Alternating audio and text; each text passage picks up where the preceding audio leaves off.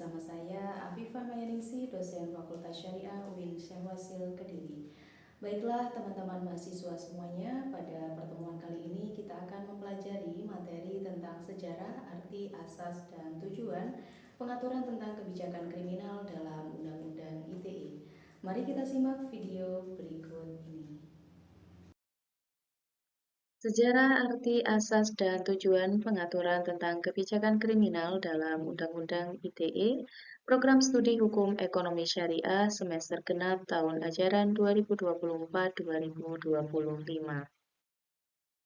Ketentuan Umum Undang-Undang Nomor 1 Tahun 2024, jadi Undang-Undang ini merupakan perubahan kedua atas Undang-Undang Nomor 11 Tahun 2008 tentang Sistem Informasi dan Transaksi Elektronik.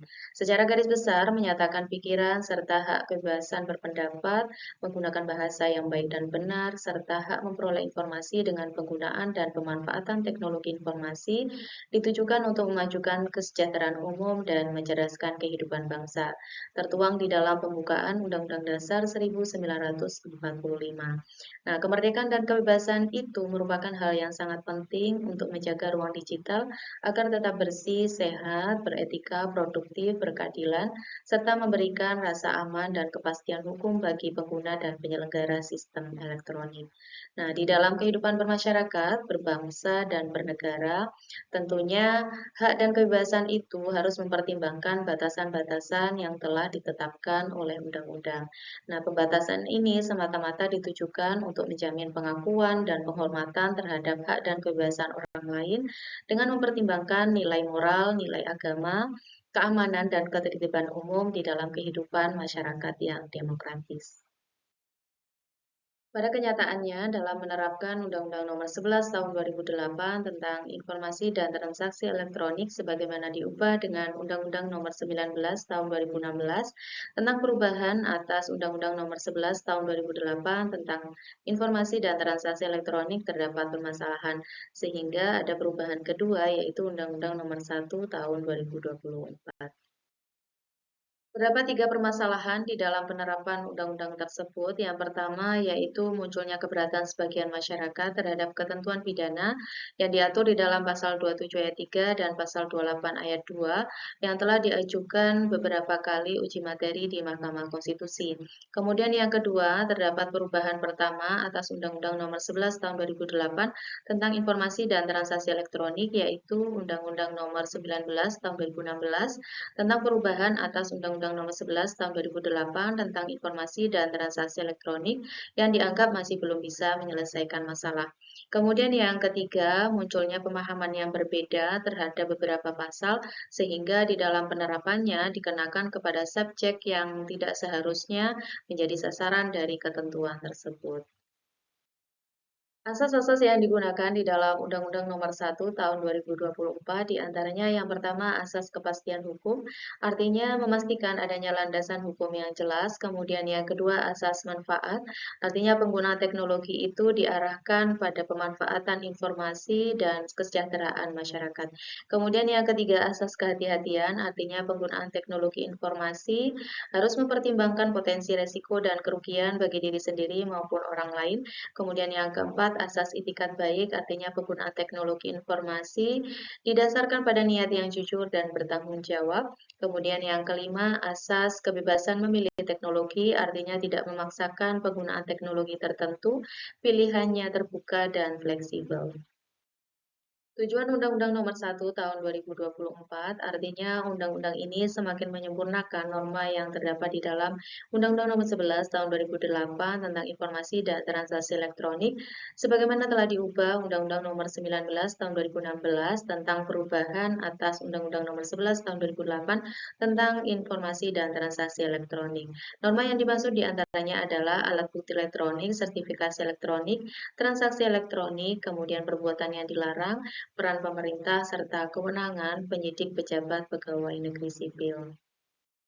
Dalam penyempurnaan lain, undang-undang ini juga telah melengkapi materi yang ada di dalam Undang-Undang Nomor 11 Tahun 2008 tentang Informasi dan Transaksi Elektronik sebagaimana telah diubah Undang-Undang Nomor 19 Tahun 2016 tentang perubahan atas Undang-Undang Nomor 11 Tahun 2008 tentang Informasi dan Transaksi Elektronik.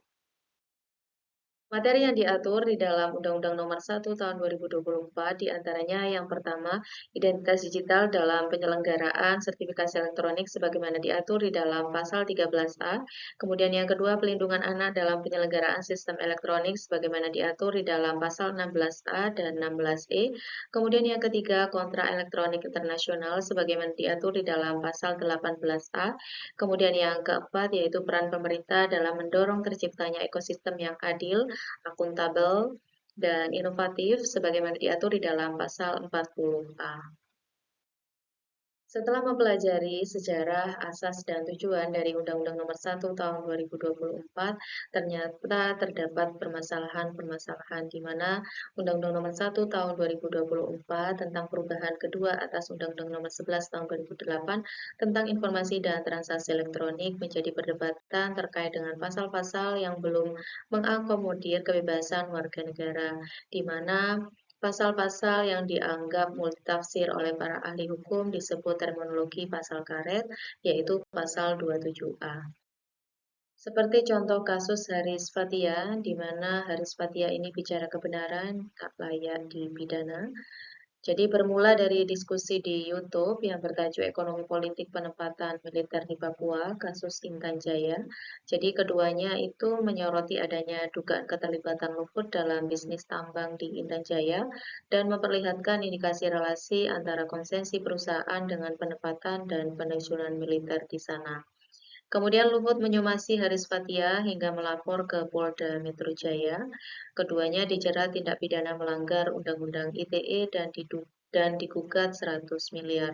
Padahal sebenarnya Haris dan Fathia itu hanya mendiskusikan hasil riset. Jadi semestinya Luhut memberikan jawaban atau klarifikasi atas temuan tersebut, bukan sebaliknya melaporkan hasil kerja nyata para aktivis dalam mengungkapkan kebenaran. Sehingga kasus Haris Fathia ini dimulai dari 2021 dan selesai di 2024, 8 Januari. Dari contoh kasus tadi, silakan teman-teman semuanya membentuk kelompok dengan ketentuan 3 anggota. Tugasnya adalah menganalisis yuridis terhadap kasus pencemaran nama baik dalam perspektif Undang-Undang ITE dan HAM. Jadi aspek yang dikaji nantinya ada 4. Yang pertama, dasar hukum tuduhan pencemaran nama baik dari ketentuan KUHP dan Undang-Undang ITE.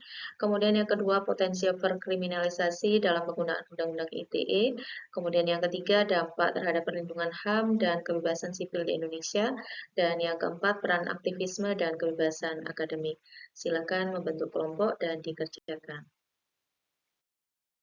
Thank you for attention. Demikian materi perkuliahan pada pertemuan kali ini. Kita jumpa lagi pada minggu berikutnya.